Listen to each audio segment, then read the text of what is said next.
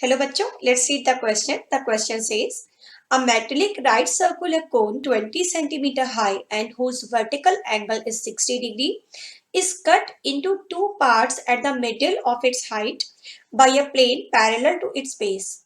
If the frustum so obtained be drawn into a wire of diameter 1 by 16 centimeter, find the length of the wire. तो पहले हम diagram बना लेते हैं. हमको लेना है एक राइट सर्कुलर कोन. ओके, तो ये कोन हो गया. अब इस कोन में क्या किया गया है, इसको by the middle of its height cut कर दिया गया है. इस पॉइंट से कट कर दिया गया है, सपोज कर लीजिए. तो इस तरह से इसके दो पार्ट्स हो गए हैं और हमें मिल गया है एक फ्रस्टम. फ्रस्टम देखिए क्या है इसमें, ये जो लोअर हाफ जो पार्ट है ना, इसको मैं शेड कर देती हूँ. This is the frustum. इस फ्रस्टम से बनाया गया है वायर. ओके, अब जब इस फ्रस्टम से वायर बनाया गया है तो definitely the volume of frustum and volume of wire will be same. दोनों चीजें सेम होनी चाहिए क्योंकि फ्रस्टम से ही बनाया गया है. तो इनके वॉल्यूम निकालने के लिए पहले कुछ डायमेंशंस की हमें जरूरत पड़ेगी, उनको फाइंड करते हैं. तो पॉइंट्स ले लेते हैं. सपोज ये ए है, ये बी है, ये सी हो गया, ये हो गया डी, ये हो गया ई. ये पूरी जो इसकी हाइट थी ये थी 20 सेंटीमीटर. ओके, अब इसको हाफ मतलब मिडिल से कट कर दिया गया. तो ये जो एडी है, एडी हो जाएगा 10 और ये जो बीडी है लोअर हाफ, इसकी भी हाइट हो जाएगी 10. ये तो बिल्कुल क्लियर है, ठीक है. और एंगल कितना दे रखा है, 60 डिग्री. ये पूरा एंगल 60 डिग्री है. और पॉइंट्स यहाँ पर भी ले लेते हैं. इसे O1 मान लीजिए, इसे O2 मान लीजिए. अब आ जाइए ट्राइंगल AO1E में. ओके, अगर हम ट्राइंगल AO1E की बात करें तो इसका हम ये एंगल निकालना चाहेंगे पहले, ये हाफ एंगल. ओके, तो अगर ये हमारा कोन है और कोन में ये हमने वर्टिकल लाइन बीच से ले ली है, तो वर्टिकल लाइन कोन को दो सिमेट्रिकल पार्ट्स में डिवाइड करती है. तो ये जो हम ये कह सकते हैं कि एंगल O1AE हम ले लेते हैं. एंगल O1AE ये क्या हो जाएगा, हाफ हो जाएगा ना 60 डिग्री का. 1 सेकेंड, हम एंगल निकालते हैं. एंगल O1AE हम ये एंगल निकालना चाहते हैं.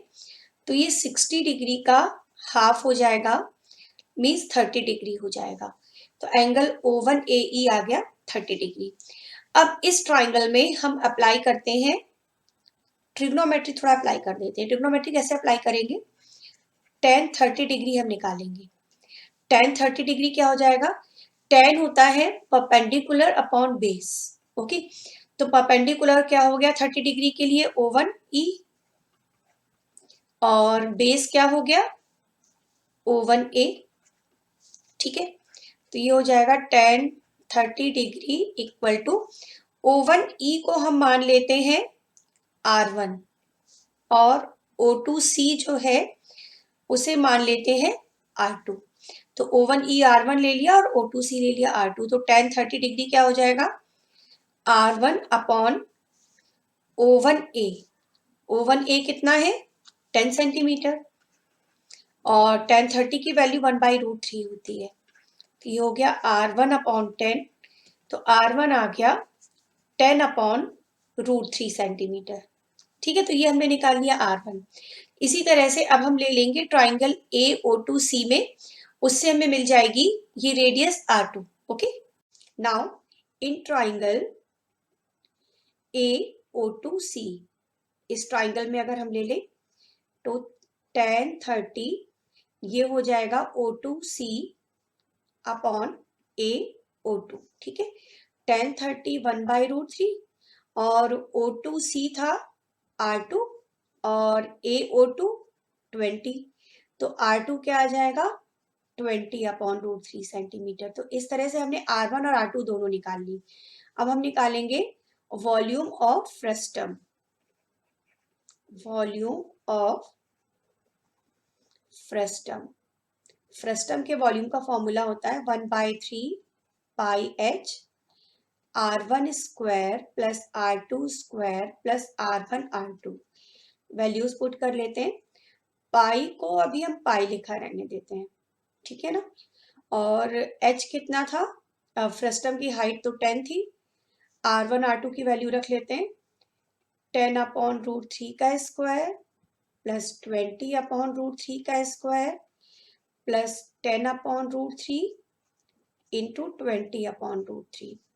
ठीक है, तो ये हो जाएगा 1/3 pi into 10 100/3 plus 400/3 plus 200/3 multiply कर लिया ब्रैकेट के अंदर। ठीक है, अब इन सबको ऐड कर लेंगे तो ये वॉल्यूम हमें मिल जाएगा, वॉल्यूम ऑफ फ्रस्टम को हम V1 लिख देते हैं, तो V1 मिल जाएगा 10/3, सबको ऐड करने के बाद 700/3 मिल जाएगा और पाई ऑलरेडी हमारे पास था, तो ये हो गया 7000/9 पाई सेंटीमीटर क्यूब। तो ये तो V1 आ गया, means volume of frustum.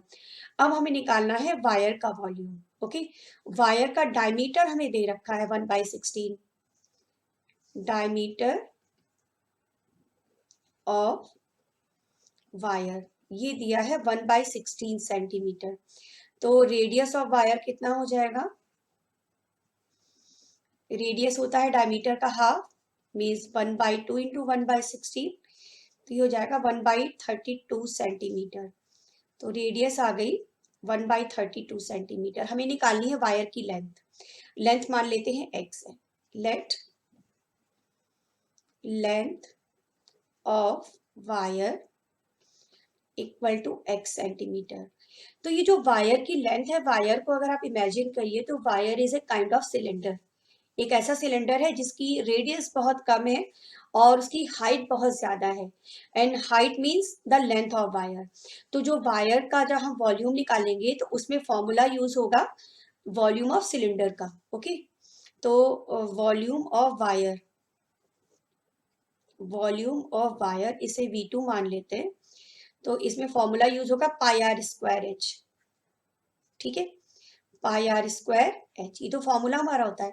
h की जगह हम क्या यूज करेंगे, लेंथ को। ठीक है, पाई को पाई रखा, r है 1/32 का स्क्वायर हो गया, करेक्ट, और ये हो गया x। अब हम कर देंगे V1 इक्वल टू V2, क्योंकि जो कोन है हमारा, वो जो फ्रस्टम था उसी को वायर में कन्वर्ट किया गया, तो दोनों के वॉल्यूम सेम होंगे।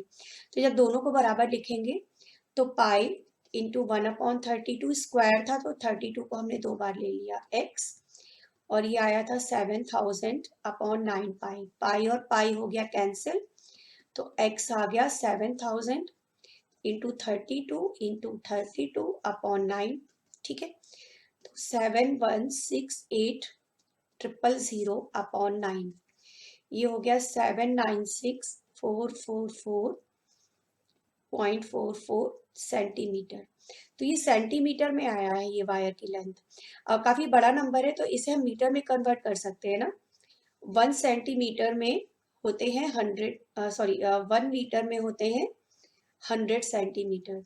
तो इस सेंटीमीटर को मीटर में कन्वर्ट करना है तो 100 से डिवाइड कर दें, 444.44/100।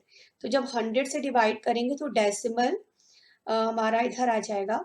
एक सेकेंड, 1 मीटर में 100, हाँ अभी हमारा 444 के बाद डेसिमल है, और आगे भी सब वो 4 ही आते जा रहे हैं डिवाइड करने के बाद। तो ये कुछ ऐसा आ जाएगा 7964.44 मीटर। ठीक है, तो ये आ गई हमारी वायर की length. So length of wire is, length of wire is 7964.44 metre. This is your answer. Decimal के आगे 2 प्लेस तक हमने लिख दिया है। Okay, hope you understand it well. Thank you.